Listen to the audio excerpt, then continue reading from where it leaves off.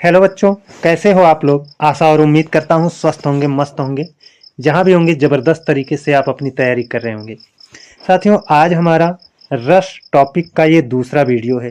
पहले वीडियो में मैंने आप लोगों को रस से संबंधित बहुत सारी बातें बताई थी और उनमें से कुछ क्वेश्चन मैं आप लोगों से पूछ रहा हूँ। देखते हैं कि आप लोग कितना बता पाते हैं। अगर देखे होंगे तो निश्चित तौर पर आप अच्छा आंसर करेंगे। अगर नहीं देखे होंगे फिर भी कोई बात नहीं है, आप लोग उसका भी आंसर जल्द ही जान जाएंगे। तो चलिए, मैं पहला क्वेश्चन ये पूछता हूँ, भरत मुनि के अनुसार रसों की संख्या कितनी है ना। भरत भरत मुनि के अनुसार रसों की संख्या कितनी है ये बताना है। और हिंदी में रसों की संख्या कितनी मानी गई है, हिंदी में रसों की संख्या कितनी मानी गई है ये भी बताना है। और आपको तीसरा प्रश्न ये बताना है, पंचम वेद किसे कहा गया है। पंचम वेद किसे कहा गया है ये भी आपको बताना है। 3 क्वेश्चन हो गया है ना। बाकी 3 क्वेश्चन ये बताइए, संचारी भाव की संख्या कितनी है। संचारी भाव की संख्या कितनी है आप लोग इसको बताइएगा। छल नामक संचारी भाव, छल नामक संचारी भाव को किसने दिया है, इस चीज को भी बताइएगा। एक क्वेश्चन और आप लोग बताइएगा कि आपका जो अनुभव होता है ना, जो अनुभव होता है, अनुभव क्या होता है, अनुभव की परिभाषा क्या होती है, इस चीज़ को थोड़ा सा अपने दिमाग में लाने का प्रयास करिएगा। इस तरह से ये 6 क्वेश्चन है। क्या इन 6 क्वेश्चनों का आंसर आप जानते हैं? क्या इन 6 क्वेश्चनों का आंसर आप जानते हैं? अगर नहीं जानते हैं तो कोई बात नहीं, अगर जानते हैं तो बहुत अच्छी बात है, नहीं जानते हैं फिर भी आप जान जाएंगे। आज का ये वीडियो हमारा श्रृंगार रस है ना, वीर रस, करुण रस, अद्भुत रस, ये जो आपके कुल रस आपके होते हैं, रसों की संख्या भरत मुनि के अनुसार जो होती है 8 होती है, इनको पढ़ेंगे। साथ ही साथ हिंदी में रसों की संख्या 9 होती है, इन 9 को पढ़ेंगे। साथ ही साथ 2 रस और होते हैं, एक वात्सल्य रस होता है, एक भक्ति रस होता है, इनको भी पढ़ेंगे है ना। सभी प्रकार के रसों को आज पढ़ करके हम खत्म करेंगे। अस्थाई भाव आपको मालूम है, बता दिया गया है। तो अब चलते हैं, देखते हैं अपना श्रृंगार रस। श्रृंगार रस क्या है? श्रृंगार रस की परिभाषा पहले हम अपने व्यवहारिक जीवन में हमारे जो श्रृंगार रस की परिभाषा होती है उसको हम बता देते हैं।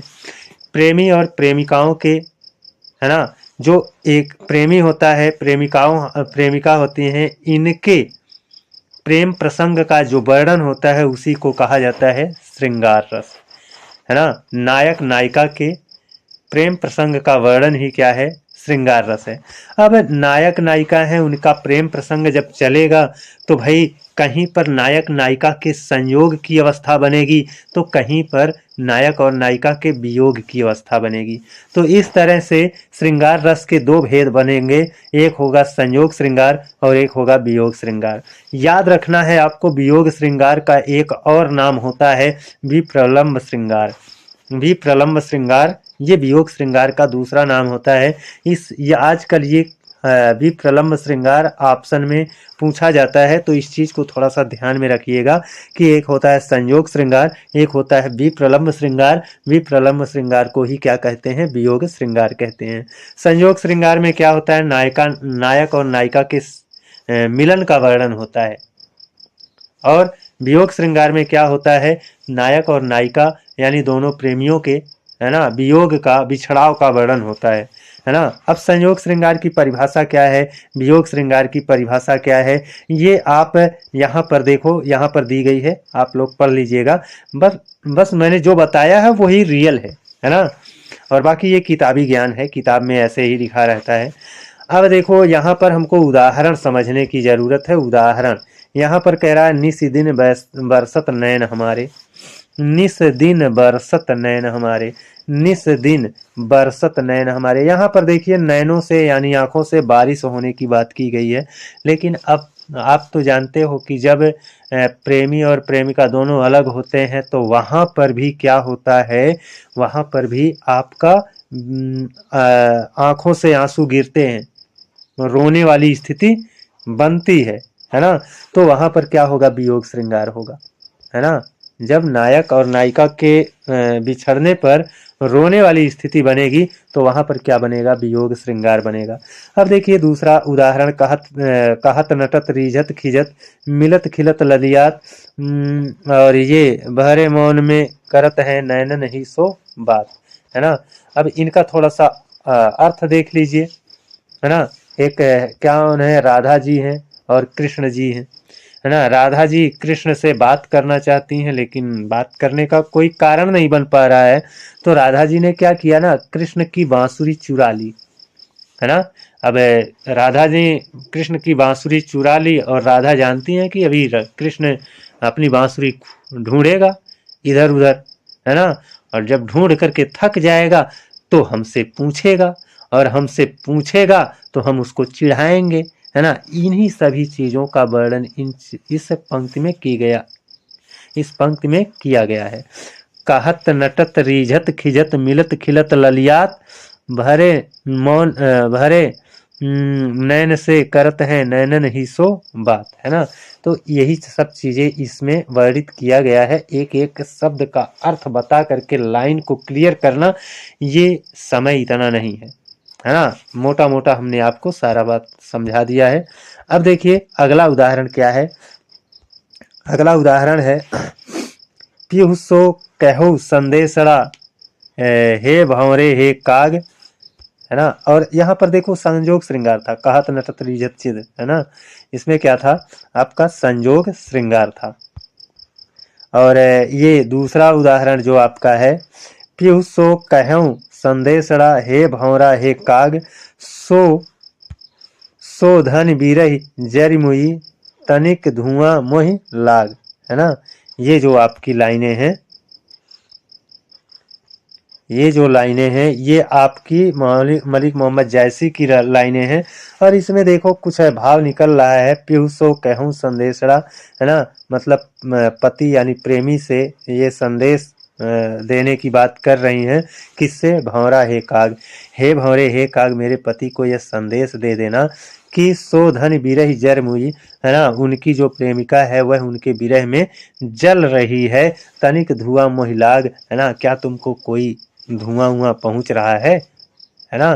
तो इस तरह की कुछ बात यहाँ पर कही गई है इन लाइनों में।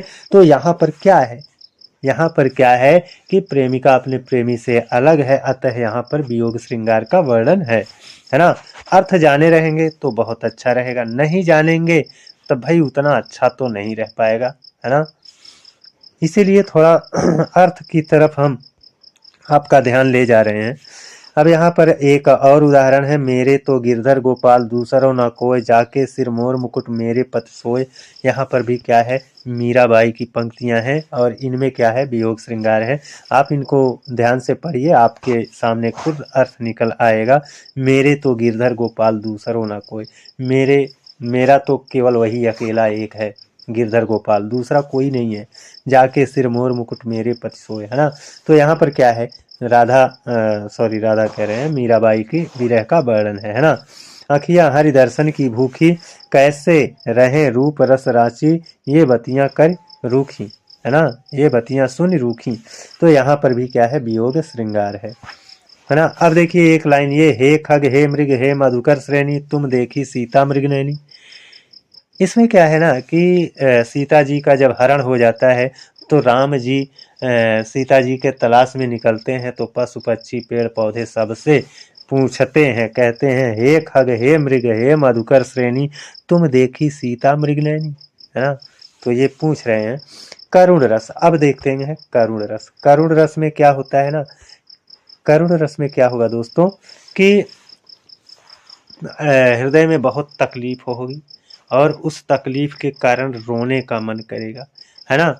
अब ये रोने की इच्छा कब प्रकट होगी, एक तो भाई प्रेमी से बिछड़ जाते हैं तब रोते हैं, तो वहाँ वियोग श्रृंगार है। लेकिन यहाँ पर कोई बहुत प्रिय है, बहुत खास है और वह इस दुनिया से चला गया, है ना। इस दुनिया से चला गया, या फिर कोई बहुत प्रिय है, बहुत खास है और उसके साथ बहुत बड़ा एक्सीडेंट हो गया, दुर्घटना हो गया, जिसकी वजह से अंदर बहुत पीड़ा है और आंखों से आंसू निकल रहे हैं, तो वहां पर क्या होगा, करुण रस होगा, है ना। अत्यंत कहने का मतलब जब किसी प्रिय व्यक्ति के से बिछुड़ जाने पर, हमेशा के लिए बिछुड़ा होगा, यहाँ पर क्या होगा, हमेशा के लिए बिछड़ाव होगा, फिर मिलने की आशा नहीं रहेगी, है ना। तो वहां पर क्या होगा, करुण रस आपका होगा। अत्यंत दुखद घटना या प्रसंग के निरूपण से करुण रस की उत्पत्ति होती है ना। अर्थात जब कोई प्रिय है ना, यहाँ पर देखिए, प्रिय व्यक्ति या प्रिय वस्तु के सदा के लिए वियोग हो जाने पर करुण रस होता है। सदा के लिए जब छूट जाएगा साथ, तब वहां पर क्या होगा, करुण, है ना। अभी देखो यहाँ पर उदाहरण दिया गया है, अभी तो मुकुट बांधा था मत, हुए थे कल ही हल्दी के हाथ, खुले भी ना थे लाज के बोल, खिले भी ना थे चुंबल शून्य कपोल, हाय चूक गया संसार बना सिंदूर अंगार, है ना। ऐसे कुछ लाइनें हैं। अब ये लाइन जो है ये आपका करुण रस का है। यहाँ पर एक युवती है, उसका विवाह होता है, उसके विवाह के अगले ही दिन उसका पति स्वर्ग को चला जाता है, अर्थात उसका पति हमेशा के लिए उसका साथ छोड़ करके चला जा रहा है। तो वह युवती, उस युवती की दयनीय दशा का वर्णन यहाँ पर किया गया है। अभी तो मुकुट बांधा था मत, है ना, हुए कल ही हल्दी के हाथ, है ना, अभी उसके हाथ पीले कल ही हुए थे, है ना, खुले भी ना थे लाज के बोल, अभी वह अपने पति से खुल करके बोल भी नहीं पा रही थी, शर्मा करके बोल रही थी, है ना। खिले भी ना थे चुंबन शून्य कपोल, हाय चूक गया संसार बिना बना सिंदूर अंगार। तो यहाँ पर पति ने हमेशा के लिए इसको छोड़ करके, ये संसार छोड़ करके चला गया, अतः यहाँ पर करुण रस रहेगा, है ना, यहाँ पर करुण रस रहेगा। व्याख्या में वही सब बातें की गई हैं, है ना। एक बार सरसरी निगाह से पढ़ लेते हैं पंत जी की इस पंक्ति में, सुख में संसार के अचानक नष्ट हो जाने से जन्मी गहरी निराशा व्यक्त हुई है, किसी नववधू का प्रीतम विवाह के पहले ही दिन दिवंगत हो गया, है ना, विवाह के पहले ही दिन दिवंगत हो गया, है ना। अब इसी का वर्णन था उसके ऊपर वाली लाइन में। अब इसमें कहा गया है, ये नई लाइन है, इसमें देखिए कहा है मन की उत्तप्त वेदना मन ही मन में बहती है, चुप कर अंतर मन में कुछ मौन व्यथा कहती है ना। दुर्गम पथ पर चलने का वो संबल छूट गया था, अविचल अविकल वह प्राणी भीतर से टूट गया था, है ना। इसमें भी क्या है आपका, इसमें भी आपका करुण रस है ना। ये एक लाइन है, इसको भी देखो, लाइनों को, ये जो पंक्तियां हैं, जो उदाहरण है, अधिक से अधिक उदाहरण आप अपने मन मस्तिष्क में रखो, यही उदाहरण आपके काम आने वाले हैं। परिभाषा तो बहुत बार आपने पढ़ लिया है, लेकिन क्या उदाहरण आप सही कर पाते हो, बहुत बार आप कंफ्यूज हो जाते हो, है ना। तो एक काम आपको करना है कि आपको नोट्स बनाना है, नोट्स में अधिक से अधिक उदाहरण भी रखना है और उनका रिवीजन भी करना है। पढ़ने से कोई सफल वफल नहीं हुआ है ना। पढ़ने के लिए तो आपको कोई भी ये पढ़ा सकता है, लेकिन जो अनुभव आपको दिया जाता है, अनुभवी लोग देते हैं, जिनके पास कई साल का पढ़ाने का अनुभव होता है, वो लोग देते हैं, वो बताते हैं भैया ऐसे पढ़ो, ऐसे याद करो, है ना, इसको नोट करो, ये ऐसे तैयार होगा, ये ऐसे तैयार होगा। वो बात, वो अनुभव किसी दुकान पर नहीं मिलेगा, है ना। ये बहुत सौभाग्यशाली लोगों को ये अनुभव मिलता है कि उनको कोई अपने जीवन का अनुभव शेयर करे।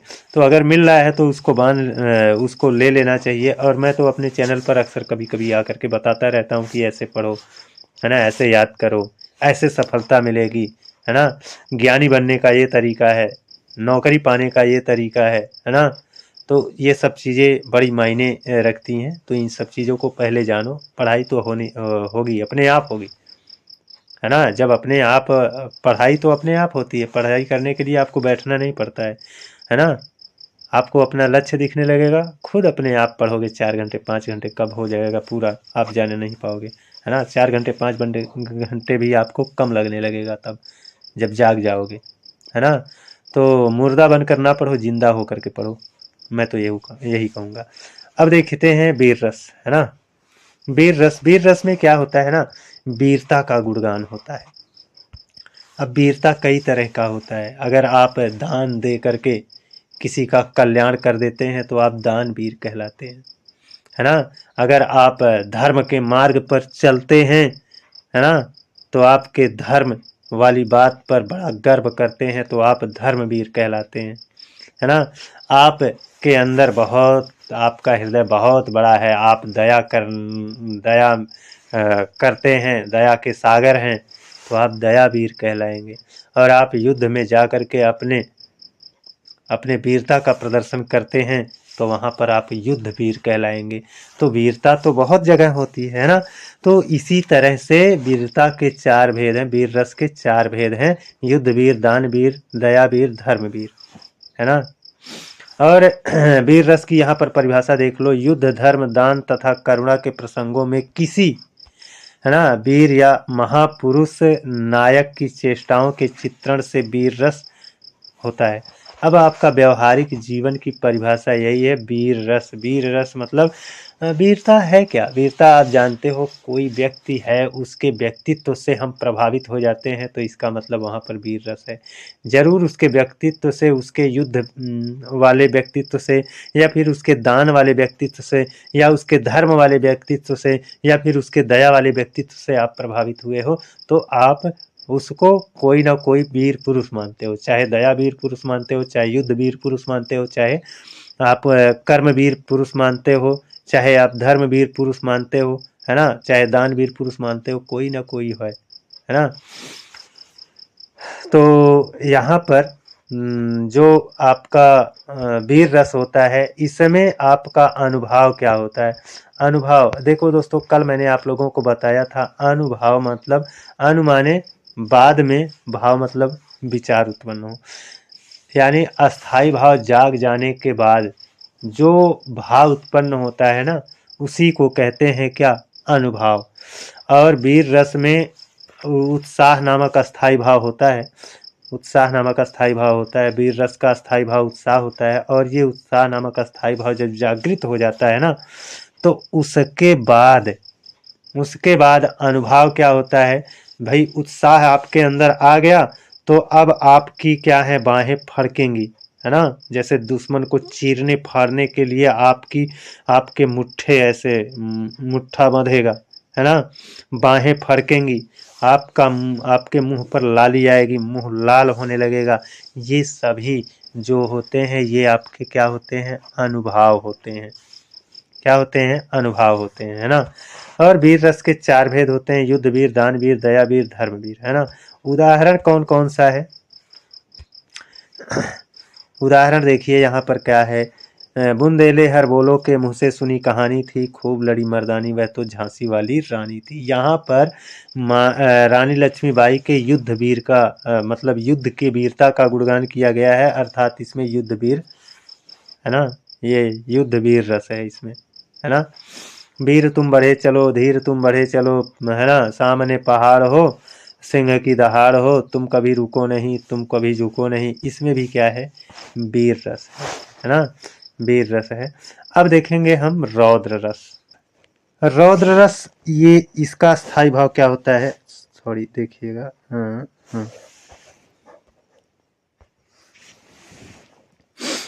अब देखना है आपका रौद्र रस। रौद्र रस का स्थायी भाव क्या होता है? रौद्र रस का स्थायी भाव होता है क्रोध। क्या होता है? क्रोध। रौद्र रस मतलब क्रोध उत्पन्न होगा। आप तो जानते हैं कि कभी कभी आपको भी क्रोध आता होगा, है ना, कभी कभी आपको भी क्रोध आता होगा। और ये जो क्रोध है नाम का अस्थाई भाव जागृत हो जाता है ना, तो उसके बाद क्या आपके दिमाग में आता है? यही क्रोध जब आ जाता है तो आपकी आंखें लाल लाल हो जाती हैं, आप दांत पीस कर किसी को चबा जाना चाहते हैं, खा जाना चाहते हैं, है ना। या फिर आपको क्रोध आता है तो आप अपने ही दांतों से अपना ओठ काट लेते हैं। या फिर आपको क्रोध आ जाता है तो आप लाठी डंडा पहना, अस्त्र शस्त्र, तलवार, हथियार, बंदूक उठाने का मन करता है कि उठाकर दाग दें, है ना, पीट दें, यही सब ना। तो ये सब क्या है? अनुभव है ना। क्रोध नामक अस्थाई भाव जाग जाने के बाद जो हरकतें है ना, ये शरीर के द्वारा होने लगती हैं, वही क्या है, अनुभाव है। अनुभाव माने बाद में उत्पन्न होने वाला भाव। किसके बाद? अस्थाई भाव जागने के बाद। अस्थाई भाव माने क्रोध, क्रोध के जाग जाने के बाद, है ना। अब देखो जैसे यहाँ पर उदाहरण आपके दिए गए हैं, जो तुम्हारे अनुशासन पावे, कंदुक यू ब्रह्मांड उठावे, है ना, और काचो घट जिमि डारो फिरी, सको मेरु मूलक जिमि तेरी। ये आपकी जो लाइनें हैं ये तब की हैं जब सीता स्वयंवर हो रहा था, और उसमें जनक जी ने कह दिया था धरती वीरों से खाली है। इतनी बात जब लक्ष्मण सुने तो इनको बड़ा क्रोध आया, कहा हमारे भैया का और हमारा नंबर आया ही नहीं, और इन्होंने कैसे कह दिया कि ये धरती वीरों से खाली है। तो इसी पर उन्होंने अपने गुरु का क्या नाम है, आज्ञा लिया और कुछ बातें बोल डाली। वो बातें यही हैं, जो तुम्हारे अनुशासन पावे, यानी अपने गुरु से कहते रहे हैं कि हे गुरुदेव, अगर आपके अनुशासन आपका मैं आज्ञा पाऊं, कंदुक यू ब्रह्मांड उठाऊं, तो इस ब्रह्मांड को गेंद के समान उठा लूं। तो ये धनुआ में क्या चीज रखा है ना, काचो घट जिम डारो फिरी, सको मेरु मूलक जिम तेरी, है ना। तो मतलब इस धनुआ में क्या रखा है, अगर मैं ब्रह्मांड उठा सकता हूँ। ऐसी बात उन्होंने क्रोध में कही थी, है ना। और नीचे देखो यही स्पष्टीकरण के रूप में दिया गया है। सीता स्वयंवर के प्रसंग में जनक के चुनौती भरे वचनों को सुन करके यहाँ लक्ष्मण को क्रोध प्रकट कर रहे हैं, है ना। एक उदाहरण ये देखिए, उस काल मारे क्रोध के तन कांपने, उसका लगा मानो हवा के वेग से सोता हुआ सागर जगा। ये भी आपका क्या है, रौद्र रस का ही उदाहरण है, जिसका स्थायी भाव होता है क्रोध, है ना। अब देखेंगे विभत्स रस। विभत्स रस मतलब घृणा, है ना। कुछ ऐसे दृश्य होते हैं जिनको देख करके मन भिनक जाता है, घृणा होने लगती है ना। जैसे बहुत लोगों के घर पर साफ सफाई नहीं रहती है, तो वहाँ पर खाना खाने का अगर इच्छा हो तो मतलब खाना खाने के लिए बुलाया जाए तो वहाँ पर भी मन हिचक जाता है ना, साफ सफाई ना रहने की वजह से, है ना। ऐसे ही बहुत सारे दृश्य होते हैं, ये तो बहुत नॉर्मल बात मैंने बता दी। वैसे ही बहुत सारे दृश्य होते हैं, जैसे शमशान घाट पर आप देखेंगे तो वहाँ पर कुछ दृश्य ऐसे होते हैं जो आपके अंदर से कलेजे तक हिला देते हैं, है ना। तो वही चीज है यहाँ पर, घृणित कह रहा घृणा उत्पन्न करने वाले अमांगलिक, अश्लील या गंदे दृश्यों अथवा वस्तुओं के चित्रण में विभत्स रस होता है। विभत्स रस का स्थायी भाव जुगुप्सा या घृणा है। ये चीज आपको याद रखना है, विभत्स रस का स्थायी भाव जुगुप्सा या घृणा है ना। जैसे कोई जानवर है मर गया है, तो उसको अन्य जानवर खींच खींच कर खा रहे हैं, तो यहाँ पर घृणा देखकर उत्पन्न होगी, है ना। तो वही सब चीज़ों का यहाँ पर वर्णन किया गया है। यहाँ पर देखो कह रहा है, सिर बैठ्यो काग आँख दो खात निकारत, खींचत जीभ स्यार अतहि आनंद उधारत, गिद्ध जांघ कह खोद खोद के मांस उचारत, है ना, स्वान आंगुरिन काट काट के खात बिदारत, है ना। अब इसका हम अर्थ क्या बताएं। अर्थ तो बड़ा सिंपल है, समझ गए होंगे कि क्या है। यहाँ पर कौवे को कहा गया है कि कौवा आँख निकाल निकाल करके खा रहा है ना। सिर पर बैठा है और आँख निकाल निकाल करके खा रहा है, और जो सियार है वो जीभ को खींच खींच कर खा रहा है ना। जो गिद्ध है वो जांघ, है ना, में जो मांस है उसको खोद खोद कर खा रहा है, और जो स्वान है हंस, है ना, वो अंगुरिन काट काट के खात बिदारत, है ना। ये बात कही गई। अच्छा, इस दृश्य को पढ़ करके सुन करके तो अब कुछ लोग होंगे जिनको शाम को भोजन नसीब नहीं होगा, मतलब खाएंगे नहीं, है ना। ऐसा भी होगा क्या? हो सकता है ना, हो सकता है। अब देखो ये उदाहरण है ना। यहाँ पर कहा गया शमशान के दृश्य का चित्रण होने से विभत्स रस होता है। ठीक बात है ना। और यहाँ पर शमशान के दृश्यों को देखने वाले राजा हरिश्चंद्र आश्रय हैं, शमशान विषय है। शमशान में कौवा स्यार गिद्ध आदि पशु पक्षियाँ घृणित चेष्टाएं उद्दीपन है ना। अब यहाँ एक उदाहरण और देख लीजिए। इसमें कहा है आंखें निकाल उड़ जाते क्षण भर उड़कर आ जाते, है ना। सौ जीभ खींच कर कब चुभला चुभला कर खाते, भोजन में स्वान लगे मुर्दे पर भू पर लेटे, खा मांस चाट लेते हैं चटना वेश बहते बेटे, है ना। तो यहाँ पर क्या है, यहाँ पर भी वही चीज़ है, आपको अर्थ बताने की ज़रूरत नहीं है ना। आंखें निकाल उड़ जाते क्षण भर उड़कर आ जाते, सौ जीभ खींच कर कौवे चुभला चुभला कर खाते, भोजन में स्वान लगे मुर्दे पर भूतल लेटे, खा मांस चाट लेते चटनी बस बहते बेटे, है ना। तो इसमें भी कुछ उदाहरण मतलब अर्थ बताने की ज़रूरत नहीं है, सब जानते हो आप लोग, है ना। अब देखेंगे वात्सल्य रस। वात्सल्य रस में क्या होता है ना, छोटे छोटे नन्हे बालक जो होते हैं वो जब तुतला करके बोलना शुरू करते हैं तो मन करता है उनको उठाकर चूम लो, है ना। छोटे छोटे बच्चे जब छोटी छोटी शरारतें करते हैं तो उनकी शरारतें बड़ी प्यारी लगती हैं, है ना। तो वहाँ पर उन छोटे छोटे बालकों पर अपना प्रेम न्यौछावर जो किया जाता है उसी को कहा जाता है वात्सल्य रस, है ना। छोटे बालकों के बाल सुलभ मानसिक क्रियाकलापों के वर्णन से अत्यंत उत्पन्न वात्सल्य प्रेम की परिपक्व अवस्था को वात्सल्य रस कहते हैं, तथा अपने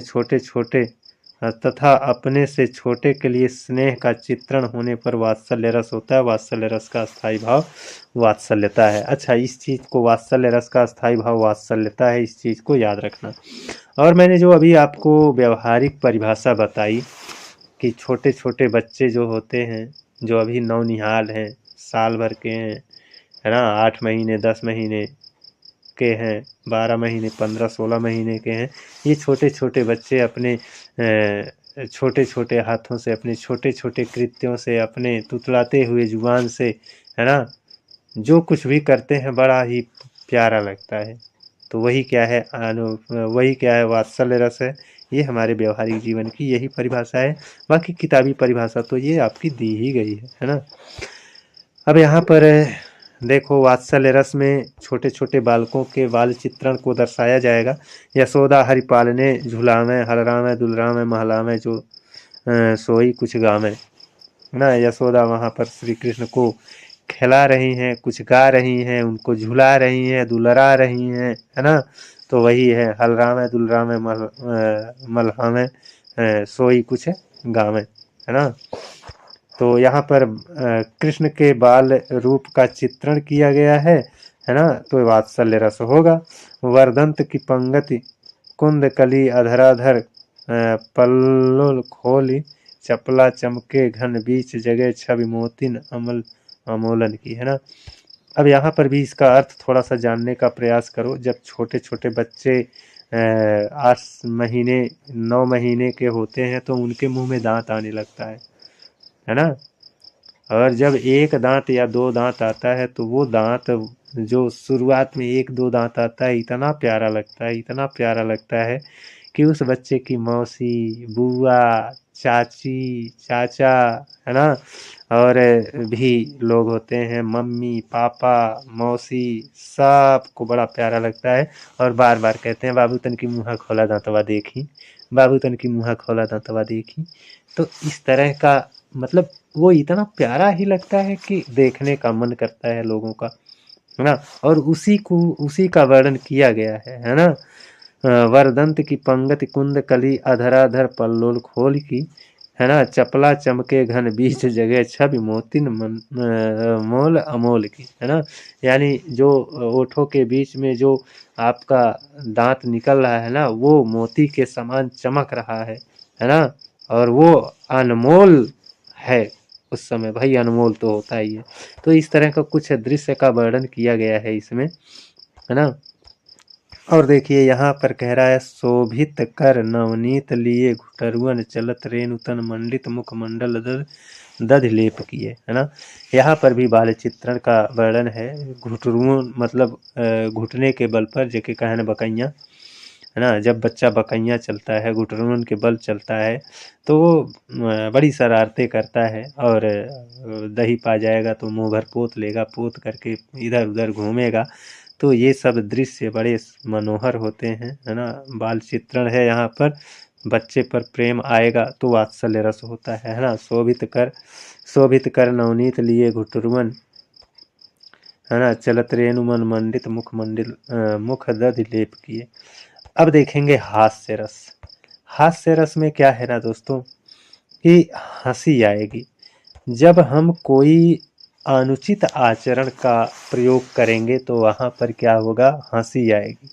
अब अनुचित आचरण क्या है, जैसे मान लो कोई भैंस है साड़ी पहनकर जा रही है ना। कोई बिल्ली है सूट सलवार पहनकर बैग टांग करके बाजार जा रही है ना। और मान लो कोई कुत्ता है एकदम कोट पैंट पहन करके शादी में जा रहा है। तो ये सब क्या है, अनुचित आचरण है ना। अनुचित आचरण है। क्या वास्तव में ऐसा होता है? नहीं होता है।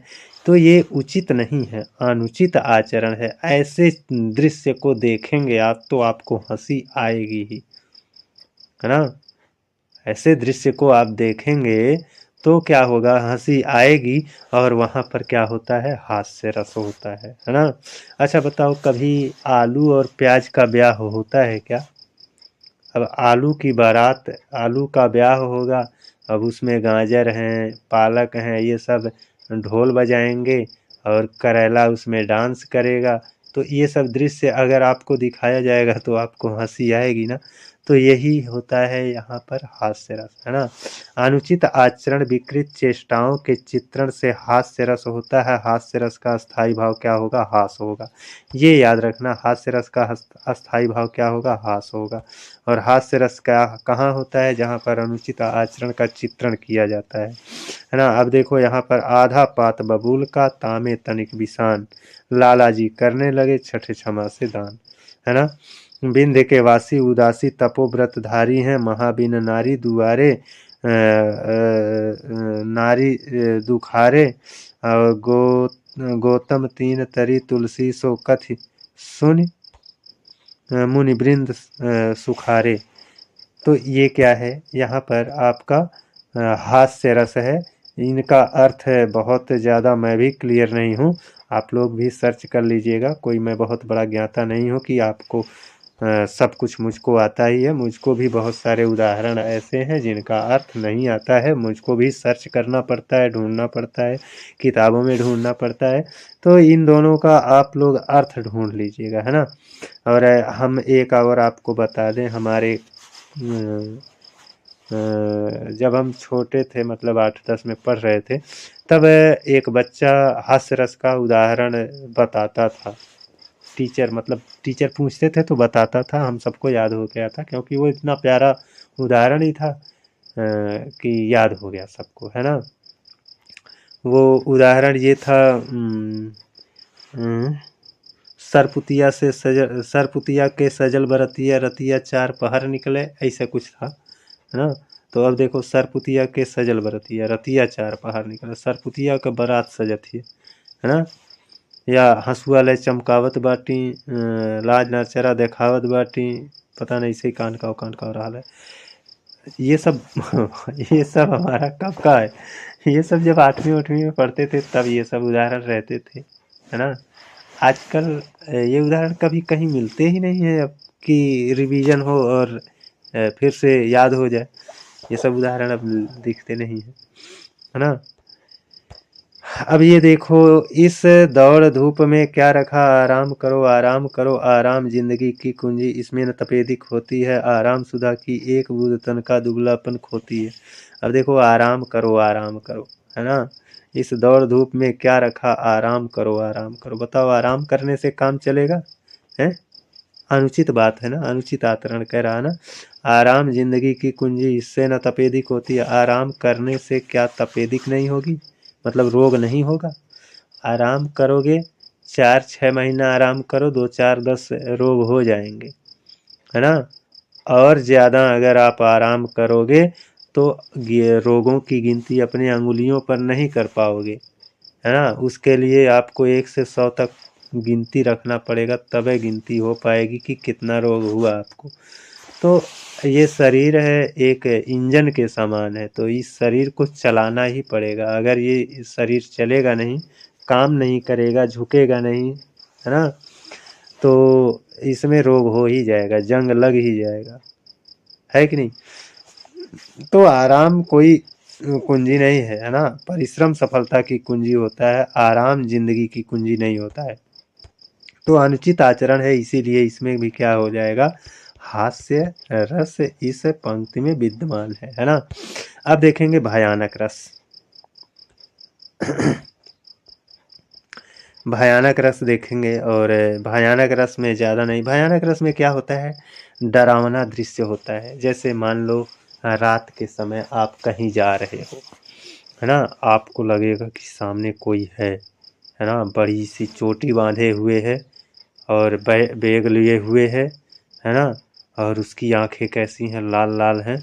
ऐसा आपको लगेगा, आप डर जाओगे और डर करके भाग आओगे, फिर कल जाओगे उसी जगह पर जहाँ पर आपको ये दृश्य दिख रहा था, तो देखोगे तो आपको पता चलेगा कि ये तो भीटहुर है ना।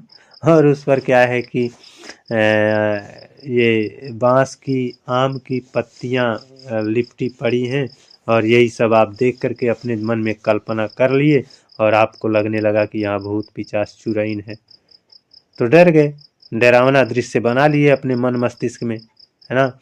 तो डरावना दृश्य जब बन जाता है तो वहाँ पर भयानक रस होता है, और भयानक रस का स्थायी भाव क्या होता है, भय होता है। भयानक रस का स्थायी भाव क्या होगा, भयानक रस का स्थायी भाव भय होता है ना। अब देखो यहाँ पर क्या है, भय जैसे एक पुल है ऐसे, है ना, यहाँ पर एक अजगर है ऐसे, यहाँ पर एक अजगर है, और यहाँ पर एक सिंह है ना, यहाँ पर एक क्या है, सिंह है। तो अब आप यहाँ पर हो, आप यहाँ पर हो, अब बताओ, आप ना इधर जा पाओगे क्योंकि इधर अजगर है, ना इधर जा पाओगे क्योंकि इधर क्या है, शेर है। तो यहाँ पर भी आपके अंदर भय उत्पन्न हो गया, है ना, यहाँ पर भी आपके अंदर भय उत्पन्न हो गया। आपको कुत्ते ने दौड़ा लिया, है ना, आपके पीछे कुत्ता पड़ा है और आपने देखा आगे से भी कुत्ता दौड़ाते हुए आ रहा है, तो आपको क्या लगेगा, भय लगेगा। तो ये सभी आपके भयानक रस के अंतर्गत आएंगे, है ना। उदाहरण में एक और अजगर हिलक, एक और मृगराज, है ना, विकट बटोही बीच ही मूर्छा परियो, क्या नाम है, बीच ही परियो मूर्छा खाए, है ना। एक तरफ अजगर है, एक तरफ मृग है, बीच में बटोही है, बटोही मतलब राहगीर, और अब वह क्या करेगा, ना इधर जा पाएगा ना उधर, वहीं मूर्छित होकर गिर गया, है ना। बालधि विशाल विकराल ज्वाला जाल मानो, लंक लीलिबे को काल रसना पसारी है। अब देखिए यहाँ पर सब कुछ विनाश होने की बात हो रही है, तो यहाँ पर डर लगेगा, यहाँ पर क्या लगेगा, भय लगेगा, है ना। तो अब देखेंगे अद्भुत रस। अद्भुत रस क्या होता है दोस्तों, अद्भुत रस देखेंगे। अद्भुत रस में क्या होता है ना कि इसमें चकित कर देने वाले दृश्य आपके सामने आ जाते हैं। कुछ ऐसी बात, कुछ ऐसी घटना जो आपको बहुत ज़्यादा चकित कर देती है, आश्चर्य में डाल देती है, एकदम चकाचौंध हो जाते हैं। तो वहाँ पर क्या होता है, अद्भुत रस होता है। मान लो, ऐसे मान लो कोई व्यक्ति है, वो इस संसार को छोड़ करके चला गया है, गांव वालों ने उसको उठाया कंधों पर और ले गए, अंतिम संस्कार करके चले आए, शमशान घाट पर अंतिम संस्कार करके चले आए। जब अंतिम संस्कार करके घर पर आए, तो घर पर आते ही देखे वो आदमी जिसको वो लेकर गए थे, अंतिम संस्कार करके आए थे, वो आदमी घर पर था, और घर पर था और आपको देख रहा है, कह रहा है भैया नमस्ते, चाचा नमस्ते, काका पालागी, ऐसे कर रहा है। तो अब उन लोगों का क्या होगा, जो लोग अंतिम संस्कार करके आए हैं, क्या वो लोग खुश हो जाएंगे, एकदम भाई साहब आश्चर्य में पड़ जाएंगे कि ये कैसे संभव है। मान लीजिए खुशी तो बाद में हो सकती हो जाए, लेकिन ये पहली बार क्या होगा, एकाएक आश्चर्य उनको होगा कि ये कैसे संभव है। इसी को अभी हम अंतिम संस्कार करके आए हैं, जला करके आए हैं, तो ये जिंदा कैसे यहाँ काका हो, भैया हो, चाचा हो, पाल आगी नमस्ते कर रहा है। तो आश्चर्य होगा ना, आश्चर्य हो जाएगा। तो वहाँ पर क्या होता है, आश्चर्य होता है। तो अद्भुत रस में चकित कर देने वाले दृश्य या प्रसंगों का चित्रण किया जाता है, और इसका अस्थाई भाव क्या होता है, विस्मय होता है या फिर आश्चर्य होता है। विस्मय या आश्चर्य इसका क्या होता है, अस्थाई भाव होता है। अब इसके उदाहरण देखिए क्या है। देख यशोदा शिशु के मुख में सकल विश्व की माया, क्षण भर में वह बनी अचेतन हिल न सकी कोमल काया। अब इसमें क्या है ना कि कृष्ण भगवान जो थे वो एक बार बहुत छोटे जब थे तो मिट्टी खा रहे थे, और यशोदा देखी तो वो सोची भाई मिट्टी खा रहे हैं, तो कृष्ण देखे और जा कर के छुप गए। तो यशोदा जी इनको ढूंढ करके गई, कहीं कि चलो मुंह खोलो देखें क्या खाए हो, है ना। तो कृष्ण ने मुंह खोला, तो यशोदा जी उसमें तो मिट्टी देखने के लिए उनका मुंह खुलवाई थी कि हम देखेंगे मिट्टी खाया है कि नहीं खाया है, इसलिए मुंह खुलवाई थी। लेकिन उनको मिट्टी उट्टी नहीं दिखी, उनको उनके मुंह के अंदर सकल ब्रह्मांड संपूर्ण विश्व दिखाई देने लगा। सकल ब्रह्मांड को देख करके वो क्या हो गई, चकित हो गई, आश्चर्य में पड़ गई और वहीं पर मूर्छा खा गई, है ना। देख यशोदा शिशु के मुख में सकल विश्व की माया, क्षण भर को वह बनी अचेतन हिल न सकी कोमल काया। ये हो गया एक उदाहरण। दूसरा है, हरि ने भीषण हुंकार किया, अपना स्वरूप विस्तार किया। रुक जाना भाई। अपना स्वरूप विस्तार किया, डगमग डगमग दिग्गज डोले, भगवान कोपित होकर बोले, जंजीर बांध कर साध मुझे, हाहा दुर्योधन बांध मुझे। ये दृश्य तब का है जब पांडवों के शांति दूत बन करके भगवान कृष्ण दुर्योधन के यहाँ गए थे। दुर्योधन क्या, वो धृतराष्ट्र के यहाँ गए थे कि युद्ध ना हो, युद्ध को टाल दिया जाए, कुछ शांति समझौता कर लिया जाए। लेकिन दुर्योधन को ये बात अच्छी नहीं लगी और उसने श्री कृष्ण को बांधने की बात कर दी, बंदी बनाने की बात कर दी, है ना। और उस समय श्री कृष्ण बहुत क्रोधित हो गए और उन्होंने क्या किया, हरि ने भीषण हुंकार किया, अपना स्वरूप विस्तार किया। उन्होंने अपने शरीर के आकार को बढ़ाया, भीषण हुंकार भी किया, डगमग डगमग दिग्गज डोले, है ना। और जो दिग्गज लोग थे, साधारण लोगों की बात नहीं, दिग्गज लोग जो थे वो भी डगमग डगमग कांपने लगे, डोलने लगे। भगवान कोपित होकर बोले, और भगवान श्री कृष्ण क्रोधित होकर के बोले, क्या बोले, जंजीर बांध कर साध मुझे, हाहा दुर्योधन बांध मुझे।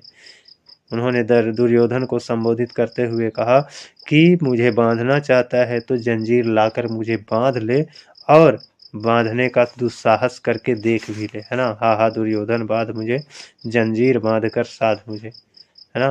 तो ऐसा दृश्य जो वहाँ पर श्री कृष्ण ने अपना क्रिएट किया, स्वरूप विस्तार करके, है ना। इतना ज़्यादा प्रकाश अचंभित कर देने वाले प्रकाश थे। तो यहाँ पर इन सब में क्या है दोस्तों ना, कि इन सब में अद्भुत रस है, क्योंकि यहाँ पर आश्चर्य उत्पन्न होगा, है ना। यहाँ पर आश्चर्य उत्पन्न होगा। अब देखेंगे शांत रस, है ना। शांत रस क्या है कि यहाँ पर ज्ञान की बात होगी। संत लोग ज्ञान की बात करते हैं ना, तो संत लोगों के पास बैठोगे तो वो ज्ञान की बात करेंगे, आपका मन वैराग्य की ओर बढ़ेगा। तो वहीं पर होता है शांत रस, है ना। मन में संयम, शांत या वैराग्य को, है ना, जागृत करने वाले प्रसंगों के चित्रण में शांत रस होता है। शांत रस का स्थायी भाव क्या होता है, निर्वेद या वैराग्य। शांत रस का स्थायी भाव क्या होगा, निर्वेद होगा या फिर क्या होगा, वैराग्य होगा। अब इसका उदाहरण देखो, केवल इतना जानते रहो, संत महात्माओं की बातों से क्या होता है, मन शांत होता है ना। मन शांत होता है कि नहीं। वैराग्य की तरफ बढ़ते हैं तो वहीं पर शांत रस यानी ज्ञान की बात होती है ना। बुद्ध का संसार त्याग क्या भाग रहा हूँ भार देख, बुद्ध का संसार त्याग क्या भाग रहा हूँ भार देख, तुम मेरी ओर निहार देख मैं त्याग चला निसंसार देख, अटकेगा क्या मेरा कौन काम वो क्षण भंगुर भव राम नाम, है ना। तो यहाँ पर क्या है कि संत महात्मा कहते हैं इस संसार को छोड़ करके जा रहा हूँ, संसार को त्याग करके जा रहा हूँ, इस बुद्ध के संसार को छोड़ करके जा रहा हूँ तो मैं कोई गलती नहीं कर रहा हूँ, मेरा कुछ नहीं जा रहा है, मेरा कुछ छूट नहीं रहा है, क्योंकि मैं तो अनमोल रतन राम नाम तो लेकर के जा रहा हूँ ना, है ना। वही वही बात की गई है कि राम का नाम तो लेकर के जा रहा हूँ, इससे बड़ा क्या है। संसार छूटे तो छूटे, धन दौलत सोना चांदी हीरा मोती छूटे तो छूटे, है ना। सबसे अमूल्य है राम नाम, उसको तो लेकर जा रहा हूँ, है ना। अब यहाँ पर दूसरी लाइन देखो क्या है, देखी मैंने आज जरा हो जाएगी क्या ऐसी ही मेरी यशोधरा, हाय मिलेगा मिट्टी में वह स्वर्ण सुवर्ण खरा, सूख जाएगा मेरा उपवन जो है आज हरा भरा। यहाँ पर क्या है कि भगवान बुद्ध जब छोटे थे, सिद्धार्थ नाम था उस समय, तब वो अपने साम्राज्य का भ्रमण किए थे अपने सारथी के साथ, उनके सारथी का नाम चन्ना था। तो पहली बार 25-26 की उम्र में उन्होंने देखा था एक वृद्ध व्यक्ति को, तो अपने सारथी से पूछा कि सारथी ये कौन है, तो उसके सारथी चन्ना ने बताया था कि ये एक वृद्ध व्यक्ति है। तो उन्होंने कहा ये कैसे हो गया है, ये कैसा है। उन्होंने तब चन्ना ने कहा कि ऐसा सब हो जाएंगे, हम भी ऐसा ही एक दिन हो जाएंगे, आप भी ऐसा ही एक दिन हो जाएंगे, है ना। तो इनको अपनी पत्नी की बड़ी चिंता थी, तो इन्होंने कहा क्या मेरी पत्नी भी ऐसी हो जाएगी। उन्होंने कहा हाँ हो जाएगी। तब इनको चिंता होने लगी, है ना, कि इतना बढ़िया रंग रूप का क्या मतलब जब एक दिन खत्म हो जाएगा, है ना। अर्थात उनको यहाँ पर वैराग्य प्राप्त हो रहा है ना, वैराग्य मिल रहा है। देखी मैंने आज जरा जो हो जाएगी, जरा माने क्या होता है, वृद्ध व्यक्ति, है ना। जरा जो हो जाएगी क्या ऐसी मेरी यशोधरा, है ना, हाय मिलेगा मिट्टी में वह स्वर्ण सुवर्ण खरा, सूख जाएगा मेरा उपवन जो है आज हरा भरा, है ना। अब देखते हैं भक्ति रस। भक्ति रस का स्थायी भाव क्या है, भक्त है ना। भक्ति रस में भक्ति रस क्या होता है ना, इसमें जो भक्त होता है ईश्वर में एकदम लीन हो जाता है ना। किसी भी काम काज के लिए वह तत्पर नहीं रहता है, सब कुछ मतलब A to Z ईश्वर पर ही निर्भर हो जाता है, उसी में लीन हो जाता है, उसके अलावा उसको कुछ दिखता ही नहीं है। ऐसी जगह पर होती है ऐसी जगह पर होता है क्या, भक्ति रस, है ना। भक्ति रस में ईश्वर के दिया गया है, भक्ति रस में ईश्वर के अनुरक्ति और अनुराग का वर्णन होता है। भक्ति रस का स्थायी भाव भक्त है ना। उदाहरण इसका क्या है, उलट नाम जपत जग जाना वाल्मीकि भय ब्रह्म समाना, ये आपका क्या है, भक्ति रस का उदाहरण है। तो दोस्तों आज हमारा ये वीडियो ख़त्म हुआ, रस आपका टोटल ख़त्म हो चुका है।